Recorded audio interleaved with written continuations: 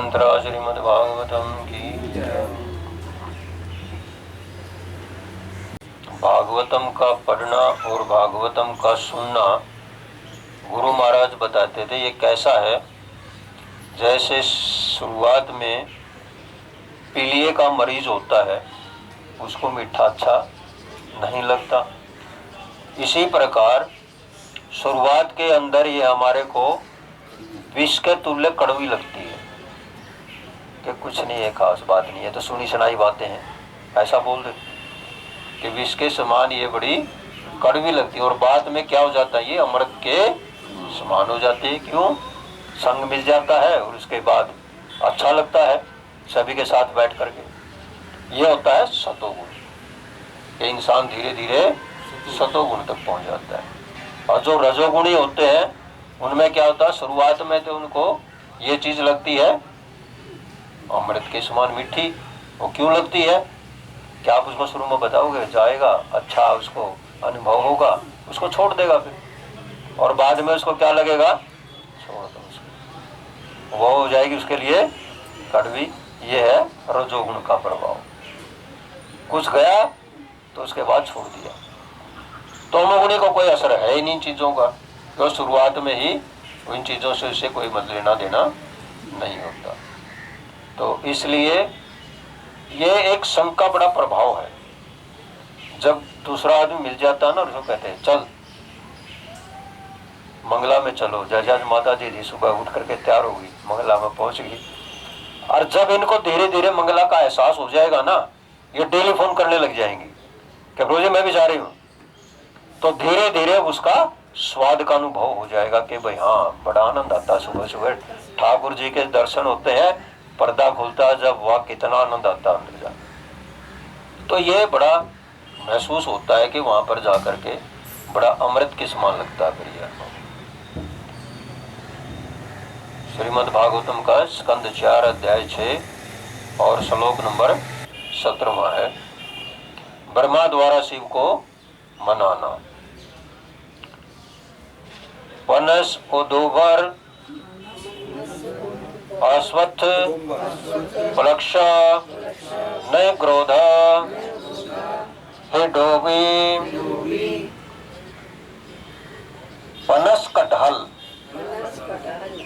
अदुम्बर अस्वस्थ पलक्ष न क्रोध तथा हींग उत्पन्न करने वाले वृक्ष मुरझई भोज पत्र से, औषधि भी सुपारी वृक्षों से, पुंगई पुंग से, राज पुंगई राजपुंगों से, तथा जम्बू भी जामुन से। धन्यवाद जगतगुरुशिला प्रभुपाद द्वारा जगतगुरुशिला प्रभुपाद की। कैलाश पर्वत जिन अन्य वृक्षों से सुशोभित है वे हैं कट, अर्थात कटहल। कटहल का पेड़ तो सभी ने सुना ही होगा, 7-7, 8-8 किलो का बड़ा लगता है। वो बेचते भी शायद बाजार में होता भी है कटहल। गुलर का पेड़ बहुत कम लोगों ने देखा होगा। गुलर का पेड़ एक ऐसा है, और ये बिल्कुल हकीकत है। आप जब हरिद्वार से अगर चल लेके आगे और गुल्लर के पेड़ के नीचे से आप कावड़ लेकर निकल भी गए ना, तो आपके जल के अंदर कीड़े पड़ जाएंगे। तो ये गुल्लर का पेड़ ऐसा होता है कि इसके नीचे से बच के चलना पड़ता है। तो ये खास बात है, गुल्लर का पेड़ तो ले दिया गया। तो और वैसे इसके अंदर जो लगती है गुल्लर, वो बड़ी स्वादिष्ट होती है। बरगद, पाकड़, न्योग्रोध तथा हिंग उत्पादक वृक्ष। हिंग के पेड़ तो हमने नीलकंठ पर भी देखे हैं। हिंग का पेड़ है, वो एक बाबा आपने देखे होंगे तो पैदल जहाँ जाते हैं पैदल से, तो रास्ते में के बाद बाबा की गुफा सी है जहाँ पर एक बीच में आती है, वो लगभग सेंटर में, तो वहां पर वो कड़ी चावल का प्रसाद देता है। आप गए हो तो हमेशा किसी देखा हो तो कड़ी चावल का हमेशा प्रसाद देता हो, सुबह भी और शाम को भी। उससे जरा सा नीचे की तरफ उतरोगे मैं गया तो था बाथरूम के लिए वहां, और जब वहां देखा तो हींग लगी हुई थी वो, तो हींग का पेड़ था वो। और खास बात है, हींग की ओरिजिनल पहचान होती है जब आप 2 बूंद पानी की डालकर उसको रगड़ दोगे ना, वो सफेद हो जाएगी वो। तो ये हींग की खास बात है। हींग उत्पादक वृक्ष, इसके अतिरिक्त सुपारी, भोजपत्र, राजपुंग, जामुन तथा इसी प्रकार के अन्य वृक्ष हैं। खरजूर, आम्रतक, आम्र, आद्यई, खजूर, आम्रतक, आम्र तथा अन्य वृक्षों से। प्रियाल, मधुक, इंगुदई, प्रियाल, मधुक तथा इंगुद से। द्रुम जाति भी वृक्षों की जातियों से। अन्य, अन्य च तथा राजितम, सुशोभित। वेणु किचकई, वेणु बांस तथा कीचक खोखले बांस से। वहाँ आम, प्रियाल, मधुक, महुआ तथा इंदुक, च्यूर के वृक्ष हैं। इनके अतिरिक्त पतले बांस, कीचक तथा बांसों की अन्य किस्में कैलाश पर्वतों को सुशोभित करने वाली है। तो ऐसा तो कोई पेड़ बचा नहीं होगा जहाँ पर कैलाश पर्वत पर ना हो, सारे पेड़ वहां पर हैं। कुमुद, कुमुद, उत्पल, उत्पल, कलहार, कलहार, सतपत्र, कमल, वन, जंगल, रिद्धि से आच्छादित, नलिनीशु, झीलों में। कलम, अत्यंत मधुर, कूजत, चहकते हुए, खगा, पक्षियों का, वृंद, समूह, उपशोभितम, से अलंकृत, मृगई, हिरणों से, शाखा मृगई, बंदरों से, क्रौडई, शुक्रों से, मृगिंद्रई, सिंहों से, रिक्ष सलक्यई, रीछों तथा शाइयों से, गव्यई, नील गायों से, सरभई, जंगली गधों से, व्याघ्रई, बाघों से, रुरु भी, एक प्रकार के छोटे मृग से,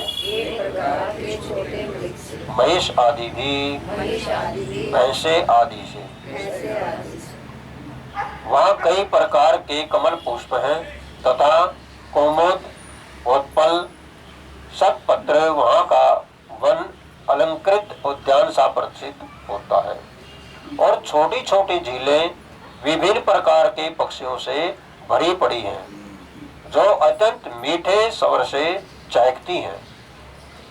साथ ही कई प्रकार के अन्य पशु भी पाए जाते हैं, यथा मृग, बंदर, शुकर, सिंह, रिछ, शाही, नील गाय, जंगली गधे, लघु मृग, भैंसे इत्यादि, जो अपने जीवन का पूरा आनंद उठाते हैं। तो मन में कई बार ये शंका भी हो जाती होगी, भाई इतने पशु हैं यहाँ पर, तो चीते भी है और और भी है, तो एक दूसरे का आहार तो बनता ही है, ये भगवान ने सृष्टि में सब बनाया हुआ है।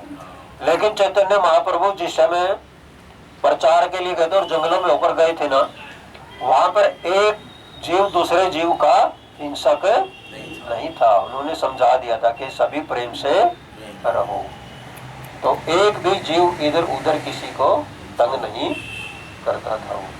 वैसे भगवान की लीलाएं हैं कि जहाँ भी जाते थे पशु भी उनका आदर करते हैं।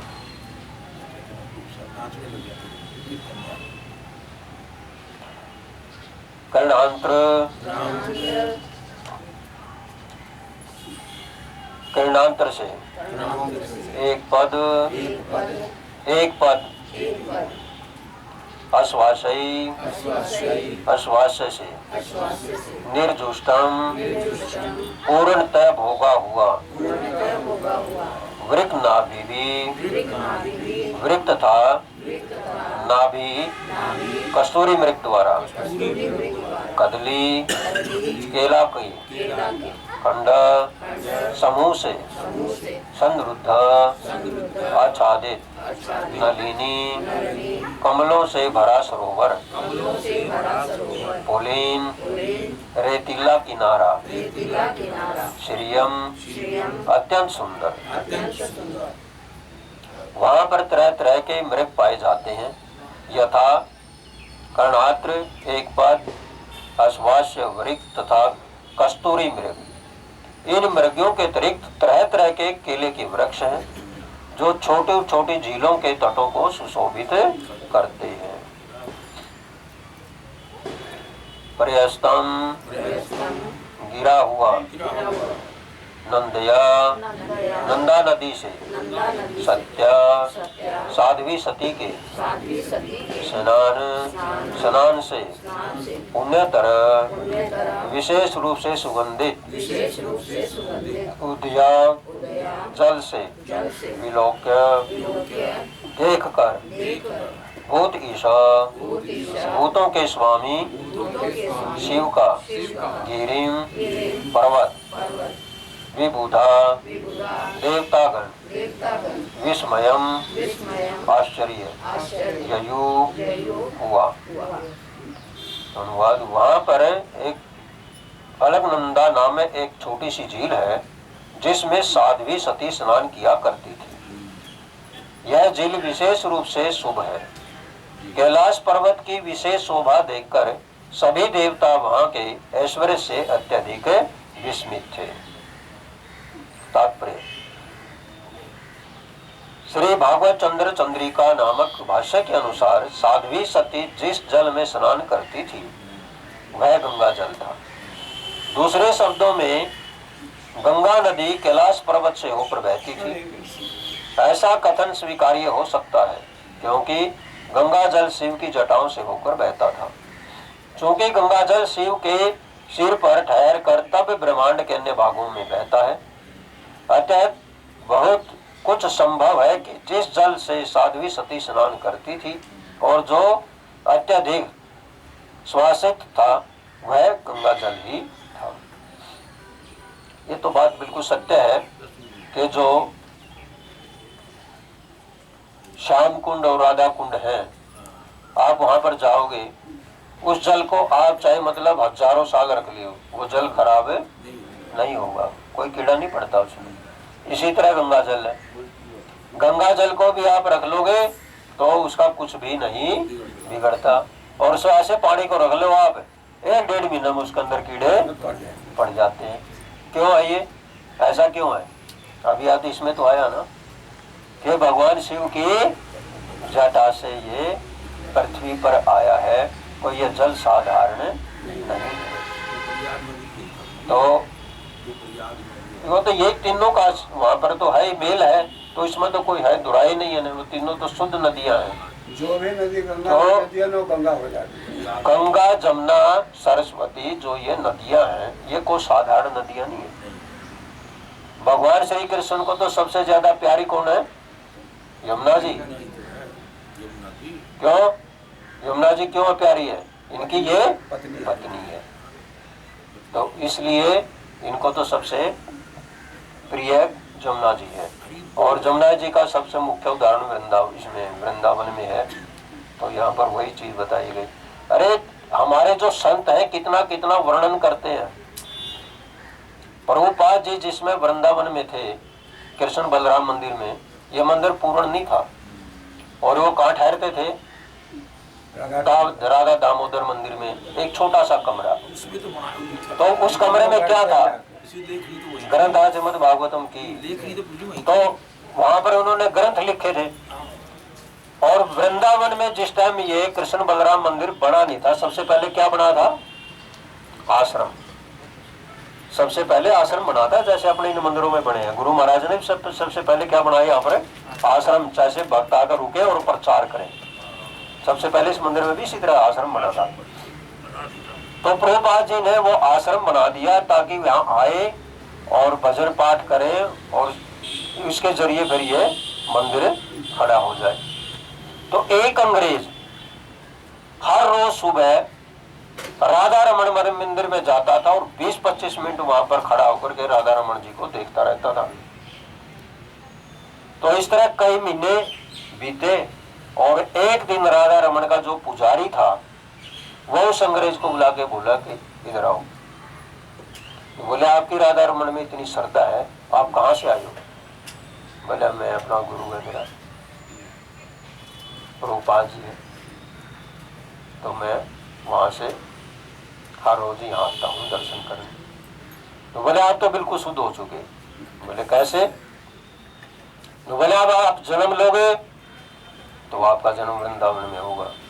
तो बोले उसके बाद दूसरा जन्म होगा तो किसी संत के ब्राह्मण के घर में होगा। तीसरी बार बोला जन्म होगा तो बोले आप बहुत ज्ञानी विद्वान बन जाओगे। और चौथी बार जब जन्म होगा तो आप राधा रमन की सेवा करोगे। उसने ये बात जाकर के प्रभुपाद जी को कह दी कि आप मेरे को वहां पर राधा रमन में एक सन्यासी ने जो पुजारी था उसने ये बात कही। वो बोला ठीक है। तो बोला बिल्कुल गलत, बिल्कुल गलत। तो बोला कि गुरुदेव फिर कैसे? तो बोला कि आप इसी जन्म में बन जाओगे। तो बोला ये मंदिर हो जाएगा तारेदार। तो बोला सारे अंग्रेज इसी में लगा दूंगा मैं। वहां वृंदावन में सारे अंग्रेज सेवा करते भगवान। तो ये संत है, जो कह देंगे वो पक्का हो जाएगा। वहां पर आपने कोई भी इंडियन नहीं दिखाई देगा, सारे अंग्रेज भी भगवान सेवा करते। तो प्रभुपाद जी की ये वाणी आप देखोगे, जहां पर हमारी रथ यात्रा निकलती है जगन्नाथपुरी में, ये अंग्रेज दर्शन करने के लिए गए थे मंदिर में। और वहां पुजारी बोले कि इनको हम अंदर आने नहीं देंगे कि ये गुदा को धोते नहीं है, पहुंचते हैं। तो अंग्रेज कभी भी अपनी गुदा को धोएंगे नहीं, वो सिर्फ पहुंचेंगे। तो इसलिए हम इनको मंदिर में आने नहीं देंगे। प्रभुपाद जी बोले अब ये हिंदू बन चुके हैं, ये अब ये धोते हैं, सब बिल्कुल शुद्ध है। बोले नहीं, हमारे ऐसा वर्णन नहीं है, हम नहीं आने। तो बोला ठीक है, आज के बाद हमारी रथ यात्रा अलग से निकलेगी। तो प्रभुपाद जी ने उनके बाद अपनी यात्रा अलग से निकालते हैं।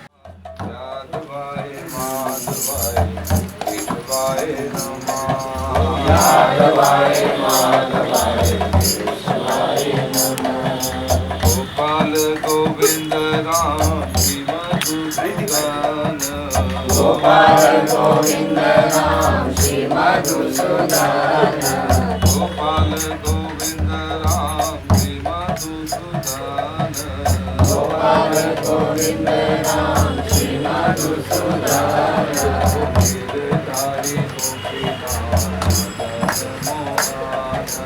गिरधारी गोपीनाथ मदन मोहन, हरि हराय नमः कृष्ण यादवाय नमः, हरि हराय नमः कृष्ण यादवाय नमः, यादवाय माधवाय केशवाय नमः, ओ यादवाय माधवाय केशवाय नमः, चैतन्य नित्यानंद श्री अद्वैत सीता, चैतन्य नित्यानंद श्री अद्वैत सीता, चैतन्य नित्यानंद श्री अद्वैत सीता, चैतन्य नित्यानंद श्री अद्वैत सीता,